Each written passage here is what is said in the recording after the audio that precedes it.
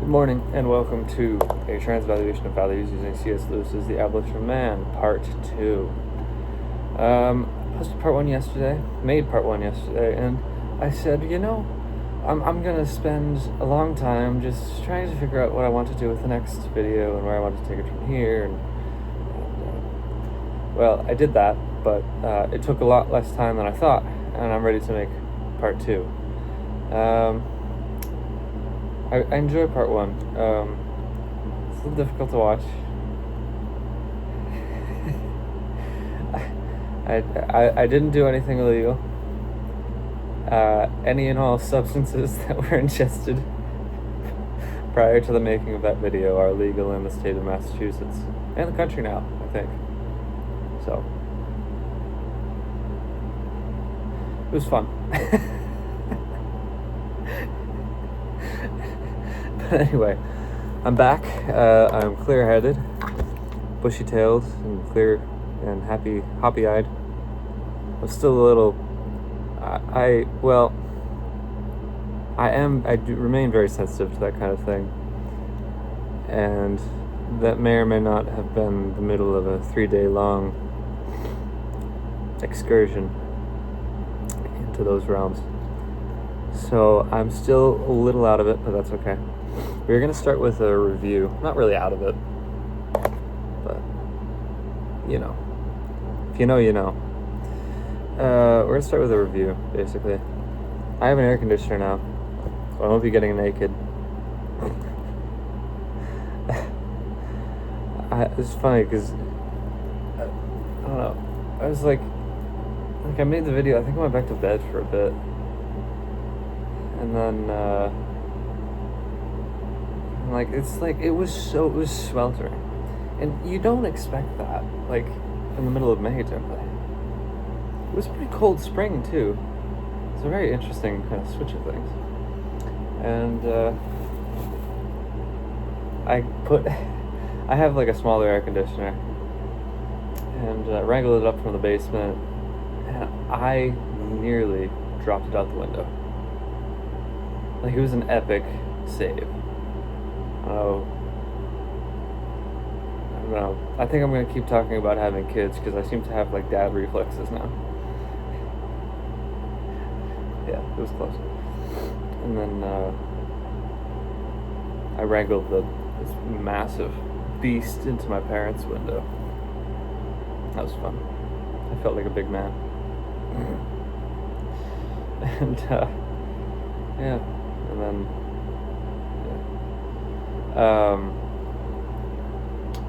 anything else? I don't know. I'm not going to touch on, that. But, so, I just want to do a quick review, just to get us up to where we need to be.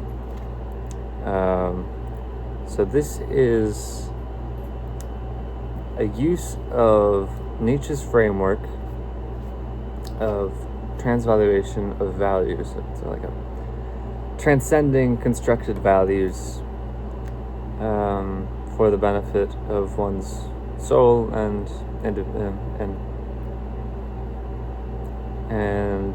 well-being.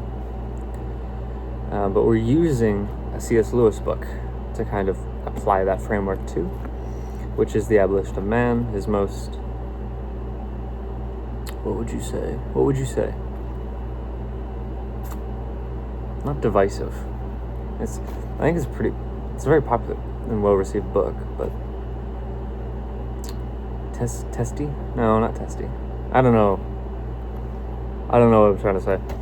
But the first thing I wrote, basically, is that this is a juxtaposition, putting a nihilist who hated Christianity and his ideas to task in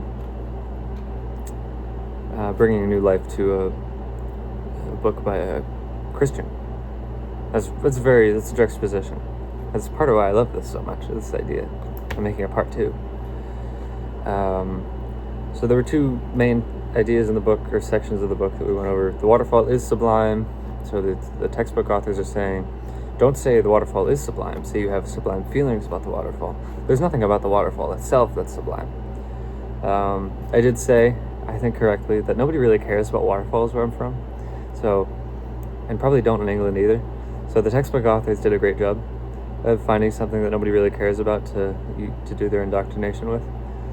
But like imagine looking at your wife and saying, I have beautiful feelings about you. Or I feel very strongly that you're beautiful, which is more likely than I have beautiful feelings about you. I feel very strongly that you're beautiful. It's like, no, it's like you are beautiful. That's the appropriate thing to say, in my opinion. Because there's an essential quality of your wife that is beautiful. I think you would agree with that. So there's that. Yeah, we went over some things here. Division is satanic when taken to such an extreme and with such a flavor. Yes. I mean, yeah, I think I talked about that. Yeah, how division is Satan. Like hell is all about separation.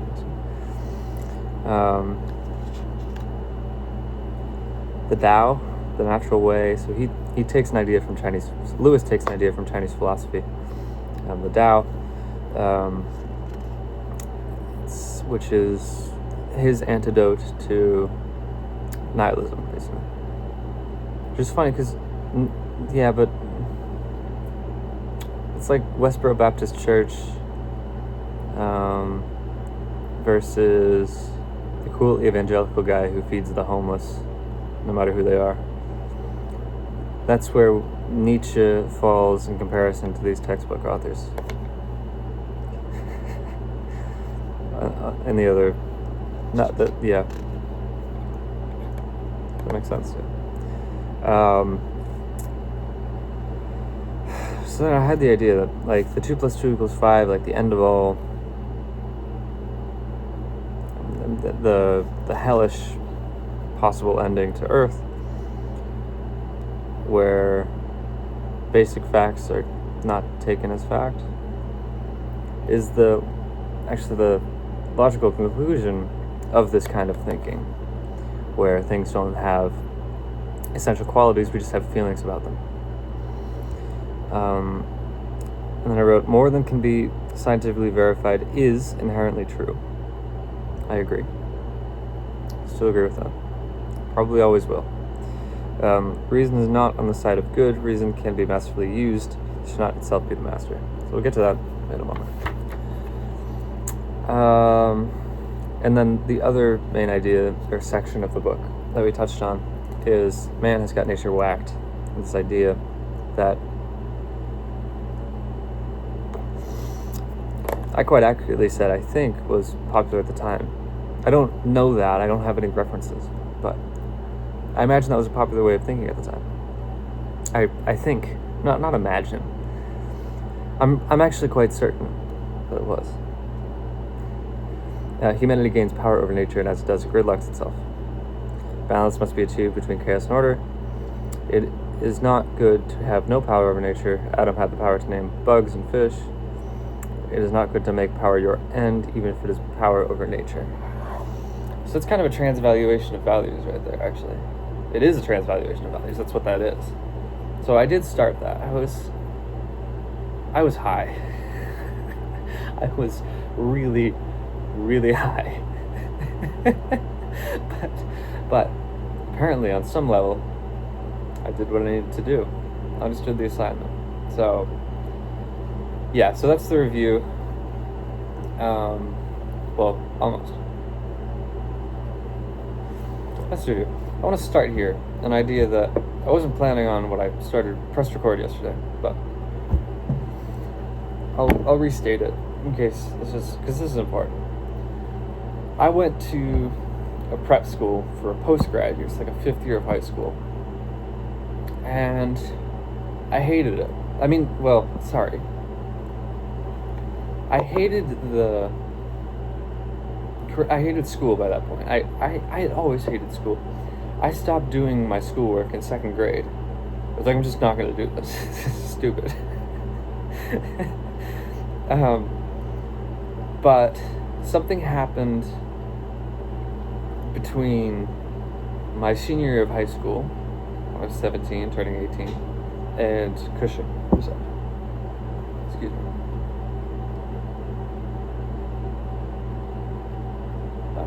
Anyway, where I essentially stopped looking at myself as evil and the problem, and started looking at, well, perhaps there's some issues in the world around me that I'm taking on as my own problems, but that never leads anywhere because they're not actually my problems. And I got into numerous fights with numerous people at Cushing, there at this prep school. So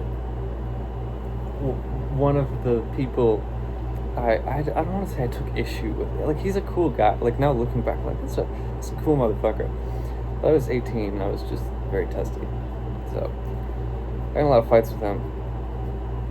And one day I was walking out in the woods, because there are beautiful woods trails out there.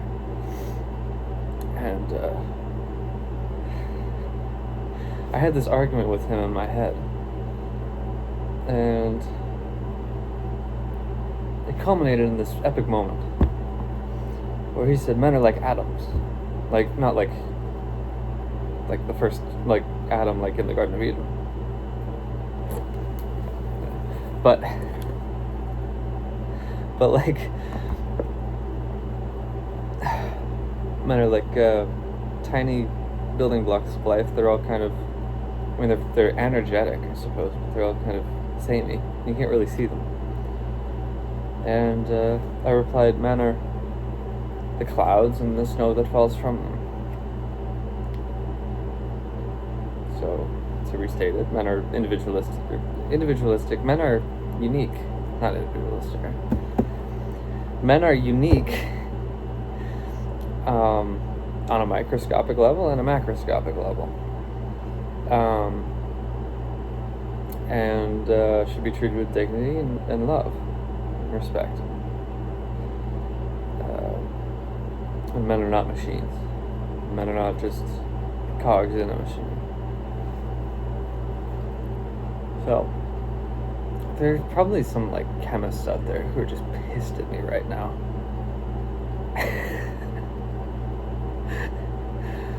People who, to them, the world of atoms is very alive and beautiful. And yeah, I'm sorry. I don't. You're right. You're right. Sorry.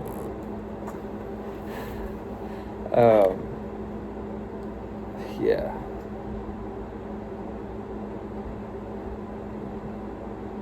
There's another kid in that class who I really liked. I forget his name, but he was like one of those very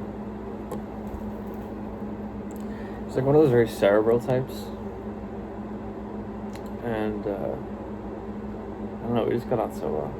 And I texted him through, like, our school website app thing after I got kicked out. It's like, here's my Snapchat. You can add me if you want, but it's up to you. He never did. I'll never see him again. It's so weird. I still talk to my old roommate from that school who got kicked out after me. It's so funny. Well, like, on Snapchat. It's funny. Anyway. Alright.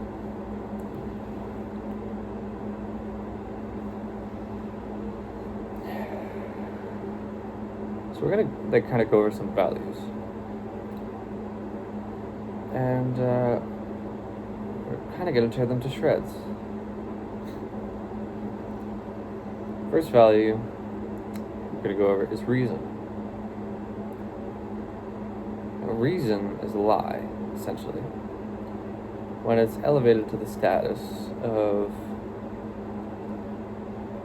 well, be-all, end-all is the one that pisses me off the most, and that's the one it's too often elevated to. It's like, reason is the be-all, end-all. No, it's not. Not even close.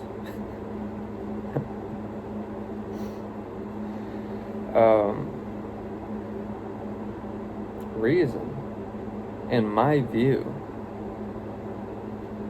funny, I'm not high anymore, I'm bold again. In my view, reason is a sickness. It's a curse. That's my view. I'm not saying that's the ultimate truth. But, in my view, reason is a sickness. reason leads to sickness. Reason destroys where it pretends to build.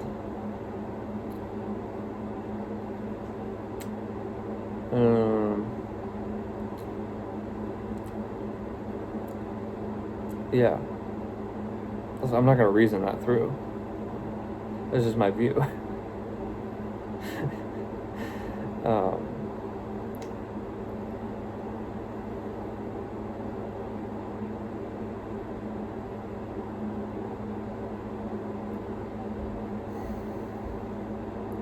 Second value, brute strength. Now, brute strength is, it's funny because we all learned how wrong it was. We all learned how wrong might is right is. But do you know how prevalent it is to believe that? Like, especially in school. And it's not most kids, but the school system is a complete joke. So, for the first significant amount of time in school, the people who believe that brute strength is a high tier value dominate in one way or another. And it's like, well, you know what you need to do with those kids, right? You need to crush them. You need to crush those kids. Because brute strength in itself, without a solid agenda or control, is awful. It's an awful thing. And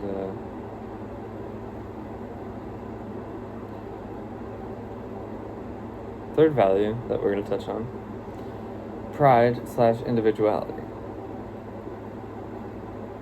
which is just using reason and brute strength to send the world to hell disguised as heaven.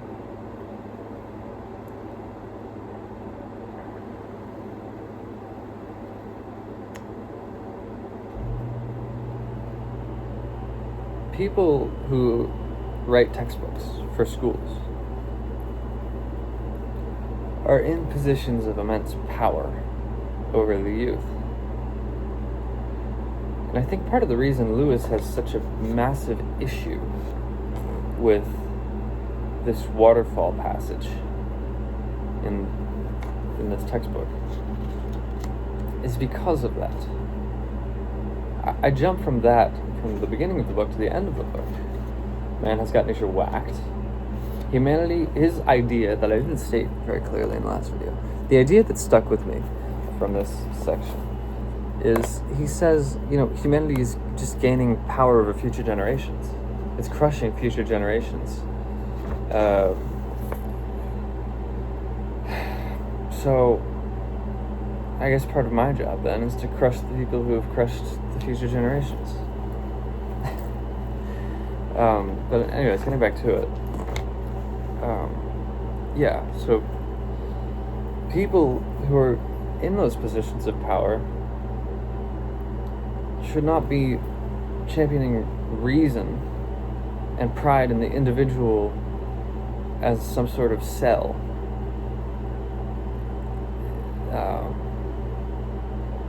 Daughter cell. You're only a cell when you're in my sack, baby. Anyway. Sorry. It felt necessary.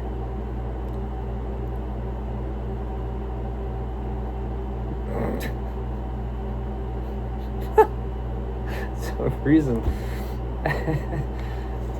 What did I say? See, am I still... Reason is... I want to talk further about that too, but teachers ought to be very careful about what they're putting in their classrooms.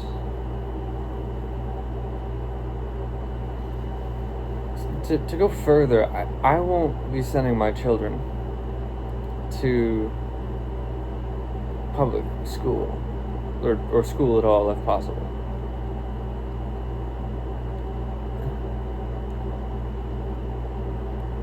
I did a lot of learning when I was young, and almost none of it was done in school. And a lot of the learning that I did do in school was not good learning, it was just things that I had to unlearn when I got older. So, I'm not... I've had good teachers who I really like, and I love the fact that they devoted their lives to teaching children, but they're agents of a corrupt system. So, as much as I would love to go have coffee with one of them, I'm not going to defend the corrupt system they're part of. So this can go back to what we talked about with Christianity, where the Catholic Church and the Catholic Church itself I would like to see destroyed. I would like the Catholic Church to no longer exist. But then they're wonderful and beautiful Christians who I truly adore. So, anyway, that was cool. That was a good aside. What did I want to get into? The brain needs to recover. Between you and me, I'm not gonna let my brain recover, but I did want to do this video. Well, it's like sometimes you just need to put your brain through the ringer so it can reorient itself. But anyway,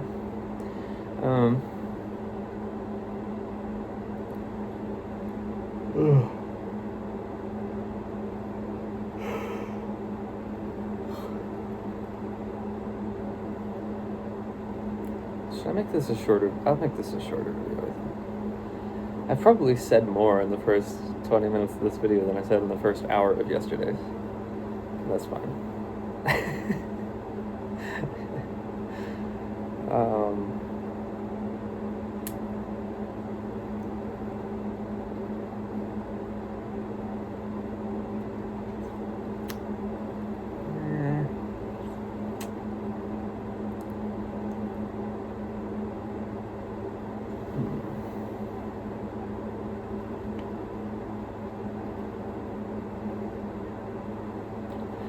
Lewis had another book that I adore, and I actually read all the way through, so I didn't have to do it for school. It's called Surprised by Joy. It's a beautiful autobiography. Actually, he said something in that might be useful here.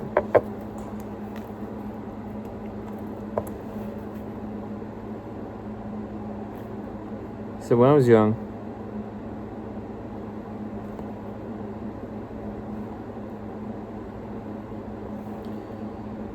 I learned or felt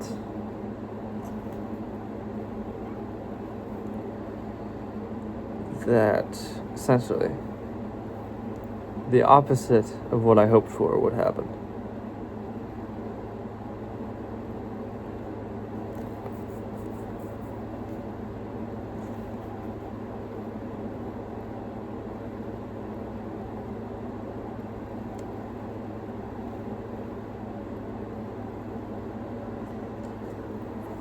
From Surprised by Joy. When I was young, I learned or felt that the opposite of what I hoped for would happen.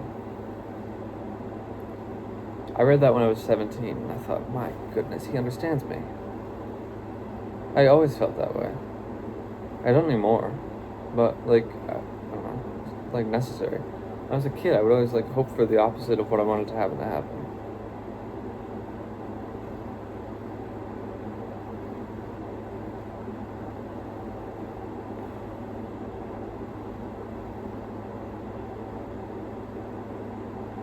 I think it's beautiful. I just think that's so beautiful. That is beautiful.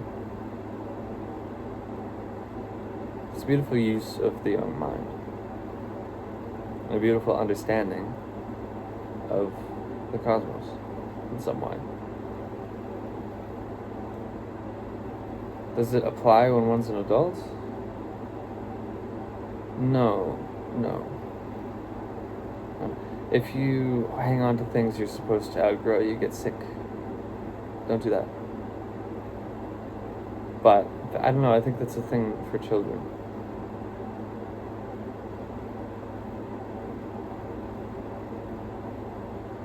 And he would create imaginary worlds. It's fascinating. With, talking a lot. I mean, obviously he wrote the Chronicles of Narnia.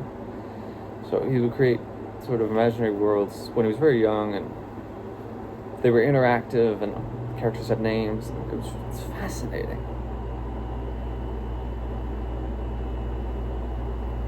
Now, I did that. But my imaginary worlds were very realistic. And they involved people I knew in scenarios that could potentially happen. In the case of World War III, they were often like me and my boys fighting with M16s against the enemy.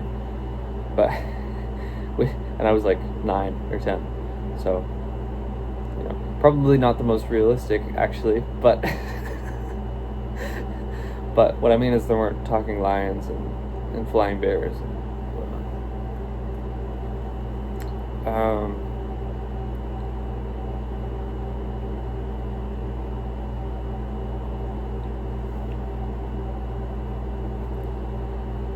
That's not reasonable.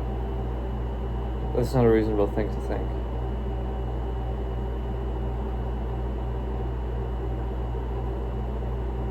So that's good to know.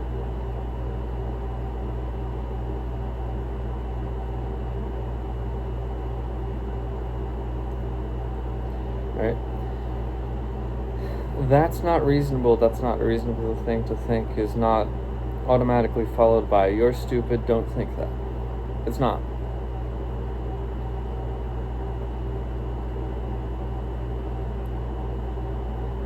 That might be a reasonable response if what the person is thinking, for example, beautiful young woman thinks she's fat or ugly, you would then say, that's stupid, don't think that. Because it is stupid, and it's hurting the person who's thinking it. It's not even automatically that, because if it's obsessive, like obsessive compulsive, that's not going to do shit. That's not going to do anything.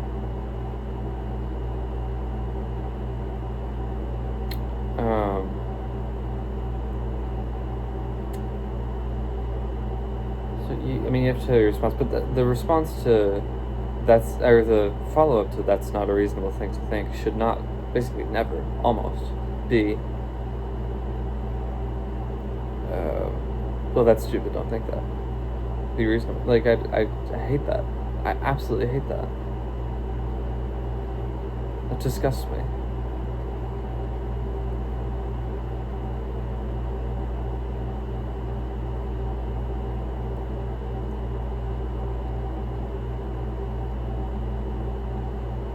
Like, we literally made reason a god. You know how bad that is? That's awful. I'm not saying we, like me and you, but like the country, the society has made reason a god. That's horrendous. That makes me sick. That makes me want to start a violent revolution.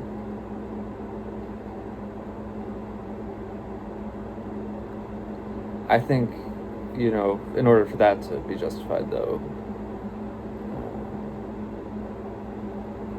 the country would have to be raping children en masse. And thank God it's not doing that, right?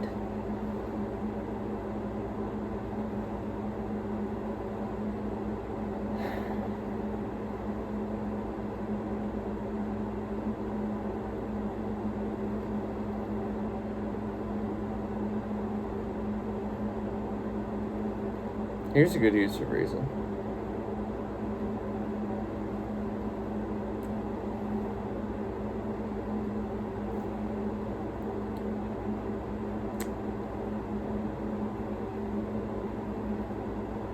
We have the most powerful intelligence apparati and military in the world.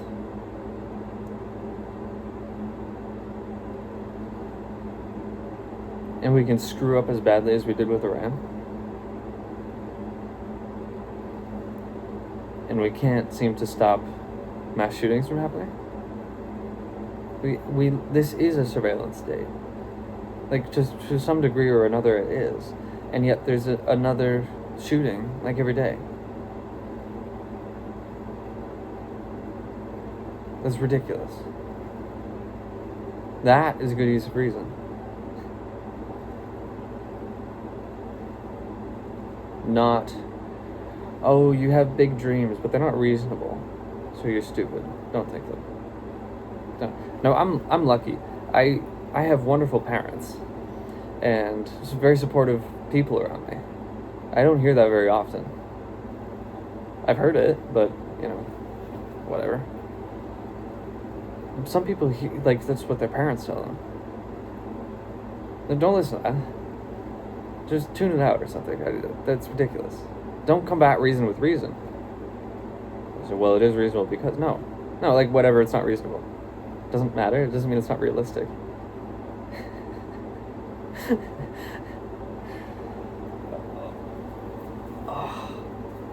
So,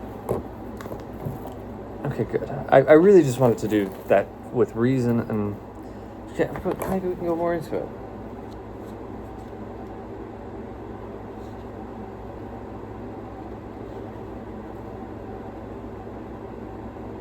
Sometimes people use reasonable to mean realistic.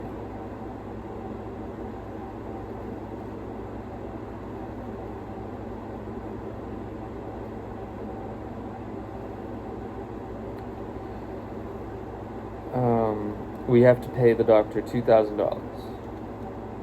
Is that reasonable? Can we do that? Is that realistic? I kind of like that. I could steal the word. But,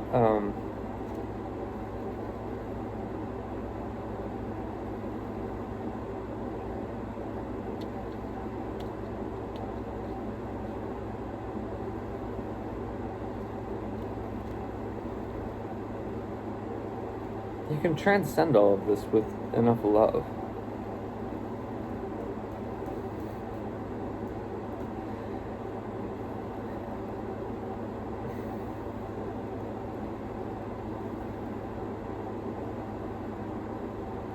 You need the right people. You need the right systems in place. And you need other stuff. It's important. So, I still look kind of... It's alright.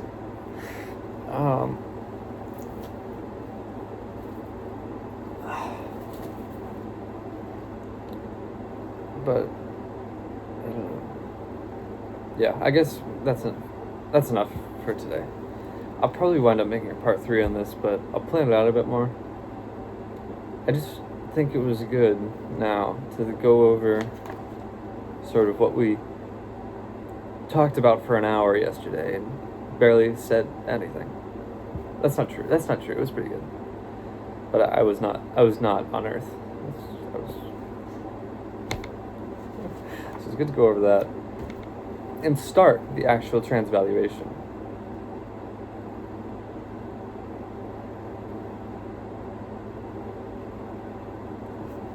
So, good. It says, I love this notebook. It's got like this old rustic paper. My name. It's my name. Oh. Alright. Now,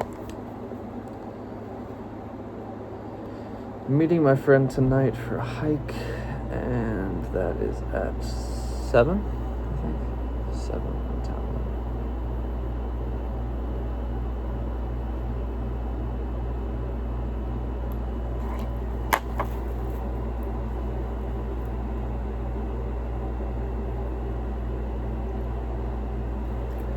I have another channel. I uploaded all of the raw tracks. The raw tracks. They're like half-done tracks, unmixed from Viva Rare, so I uploaded them to the other channels. I'm gonna hear it.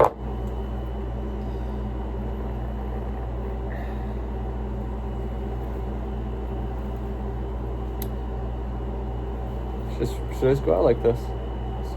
Just go out like this. Hilarious.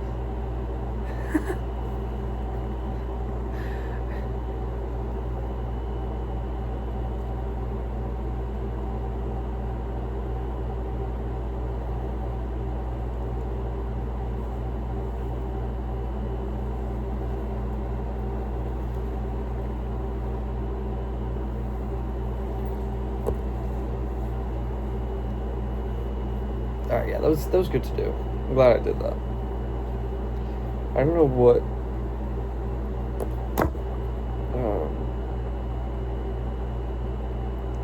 I don't know what happened yesterday.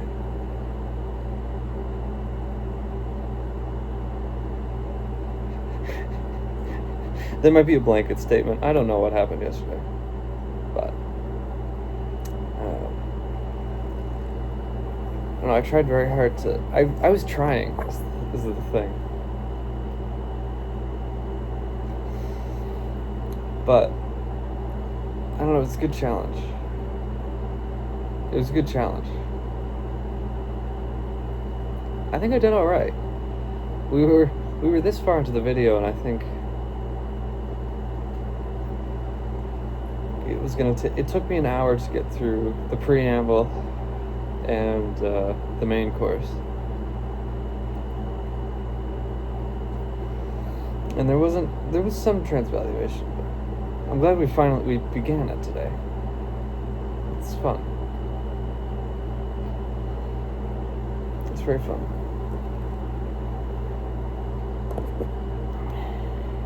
I like this a lot. I'll turn it to a book someday. Like an essay. I tried writing a book, but surprise, surprise, 21-year-old picks up writing books and isn't very good at it to start out with. I could probably keep trying and get pretty good at it.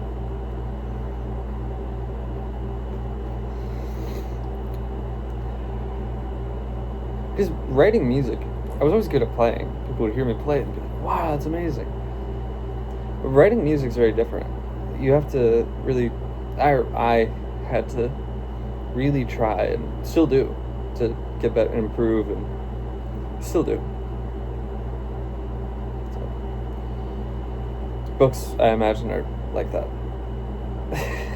So I shouldn't be too down on myself for kind of not failing. Didn't fail.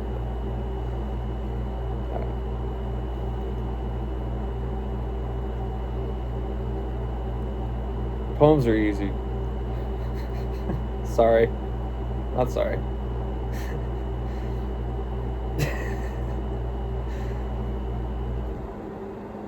But I wrote poems that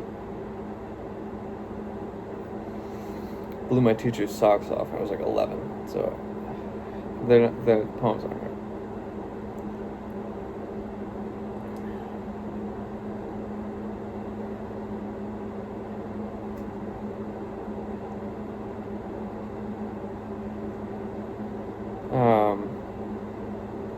Well, there are certain kinds of poems that are just stunning. Long form poems with immense plot. I mean, they're basically books written in prose, and it's like, well, how on earth did you do that?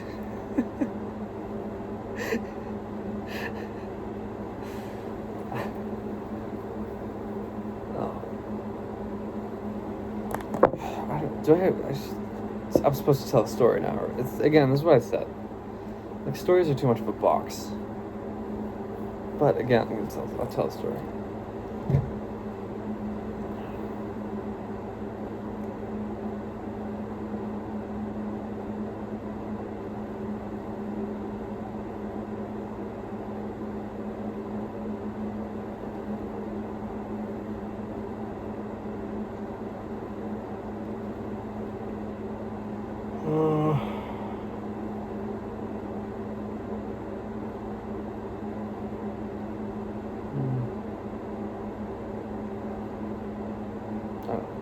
Hang on.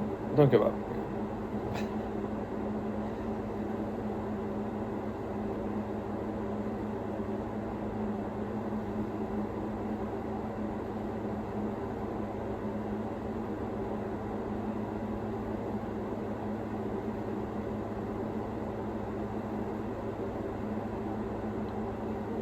Nothing's coming to mind.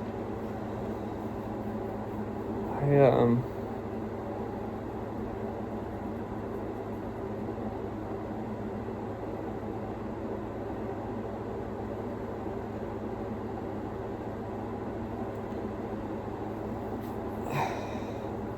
have to prepare. Because I have this walk with my friend tonight at 7. And we don't hang out. We talk in depth about serious subjects. So I have to prepare for that.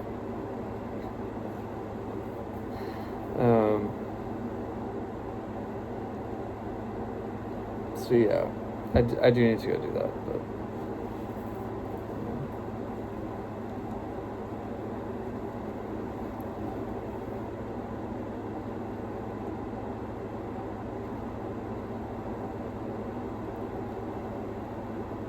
my first date.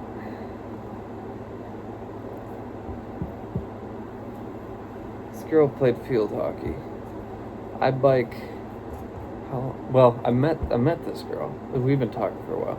She lives up in a ways away, and it's like a 2-hour bike ride. So I'm 14. I bike 2 hours to her town. What did I do? I hung out in her town. She had field hockey. For some reason, I have a thing for girls who play sports. And it's hot or something. But anyway, it is.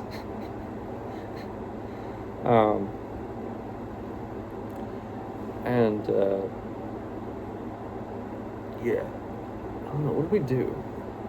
I met her. I biked 2 hours. Met her for fucking 10 minutes. And then bike back. And then I did it again. What did we do? It was beautiful, actually. There was this old abandoned apple orchard kind of place. It's like a field. And there's still an apple tree there. You know how apple trees are? They're kind of they're cool. And we hung out under the apple tree. Yeah, that was fun. I'm just trying to tell a story. It's fucking hilarious. And then I continued to bike. I biked up there in November. Oh, we went to Canopy. So I forever loved Canopy. And that song Tunnel of Love by Dire Straits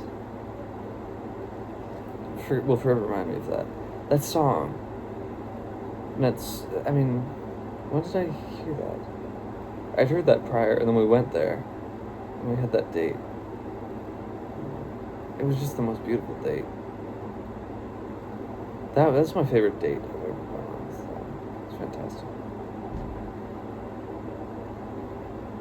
I think, yeah, thus far. And it was such. I was head over heels. We both were, and it was fantastic. We both were. Am I still mad about that? I don't know. But anyway. It was Christmas, and so my uncle,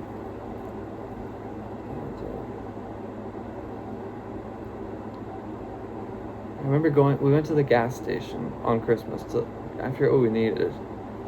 Came back, and we were at my grandparents' house, and I just kind of slinked off into one of the side rooms and listened to Tunnel of Love by Dire Straits. My uncle was the one who put me on to Dire Straits. Mention that, but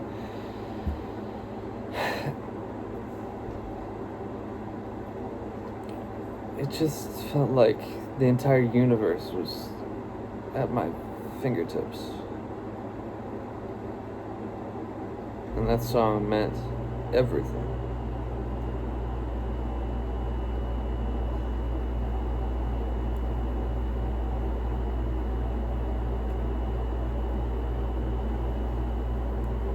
Broke up, and suddenly the universe was not at my fingertips, and I still am trying to recapture that feeling of connection, sense of connection.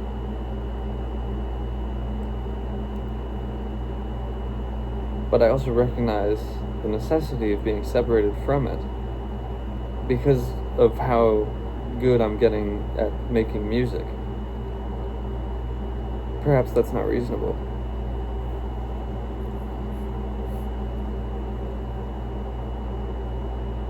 I just have to. I have to keep getting better and better and better. Make the best music that anyone has ever heard, ever.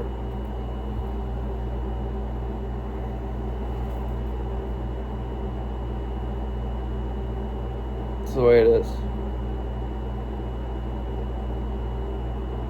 I'm well past the point of no return, so if you're looking to throw anything at me, I'm ready. Catch it. It's the way it is. Alright, I'll end here.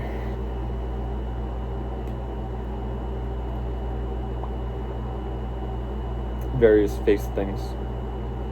So, I don't know, how do you do the Brooke Shields thing? I can't do it.